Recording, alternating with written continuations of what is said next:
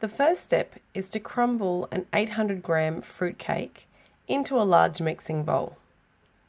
Next, add 1 cup of desiccated coconut and give these 2 ingredients a good stir. Next, it's time to add some rum. I like to add a couple of tablespoons of rum and then give my mixture a really thorough stir before I add a couple more tablespoons. Next, add 1 tin of condensed milk to the mixture and again, give it all a good stir. And finally, the last step you need to do by feel. I add some more desiccated coconut to the mixture, a little at a time, stirring in between until I find that the mixture is the right consistency to roll into balls that are going to hold their shape. Once I'm happy with the consistency of my cake mixture, I roll these into balls and place them in small little patty pan papers.